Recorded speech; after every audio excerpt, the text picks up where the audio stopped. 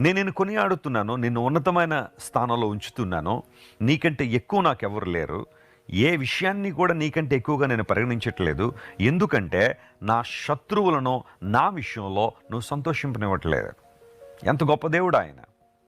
నీవు నన్ను ఉద్ధరిస్తున్నావు అనే మాట అక్కడ రాశాడు. ఉద్ధరించుట హిబ్రూలో డల్లాహ్ అనే పదం ఉపయోగించబడింది. అంటే లిఫ్టింగ్ అప్ అని అర్థం, లేవనెత్తుట. లేదా డెలివరర్ అనగా దేవుడు మనకు విడుదలిచ్చువాడని కూడా అర్థం ఉంది.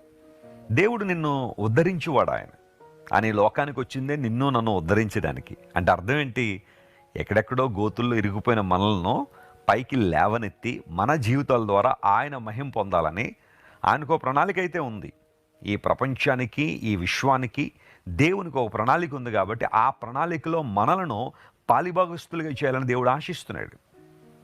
నువ్వు దేవునితో పని చేయడానికి, ఆయన రాజ్య విస్తరణలో వాడబడ్డానికి, ఆయన ప్రణాళికల్లో పాలిభాగస్తుడిగా ఉండడానికి దేవుడిని ఎన్నుకున్నాడు, నిన్ను అభిషేకించాడు ఆయన.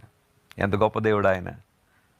దావీదు భక్తుడు అందుకని అంటాడు, ఒకప్పుడు నేను గోతులో దిగిపోయాను కానీ ప్రభువు నన్ను పైకి లేవనెత్తి బండ మీద నా అడుగులు స్థిరపరిచాడు అన్నాడు. చాలామంది తెలియక క్రైస్తవ్యం అంటే దిగిపోవడం అనుకుంటారు. మీరు క్రైస్తవ్యంలో ఎప్పుడు దిగారండి అని ప్రశ్నించే వాళ్ళు కూడా చాలామంది ఉంటారు.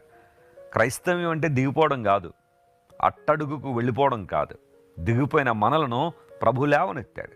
భయంకర గోతుల్లో పడిపోయిన మనం, జగటగల దొంగ ఊబుల్లో, ఆ భయంకరత్వం తెలియకుండా పై ఆకర్షణకు లోనై ఊబుల్లో దిగిపోయిన మనలను ప్రభు తన చేయిచ్చి పైకి లాగాడు. దేవుని ఉద్దేశం ఎప్పుడూ అంతే. నీ మతం మార్చాలనో, నీ కులాన్ని మార్చాలనో, లేదా మరొకడు మార్చాలనో దేవుడి లోకానికి రాలా. అది ఆయన ఉద్దేశం కానే కాదు. ప్రేమగల దేవుడు, దయగల దేవుడు, వాత్సల్యం కలిగిన దేవుని యొక్క ఆలోచన ఎప్పుడూ కూడా నిన్ను లేవనెత్తాలనే. యేసుక్రీస్తు ప్రభుకి తన చెయ్యిచ్చి ఉన్నతమైన స్థితిలోకి వచ్చిన వాళ్ళు ప్రపంచంలో కోట్లాది మంది ఉన్నారు. నీ జీవితంలో అలాంటి అనుభవంలోకి వచ్చావా? ఆయన నిన్ను ఉద్ధరించడానికి ఇష్టపడుతున్నాడు ఆయన.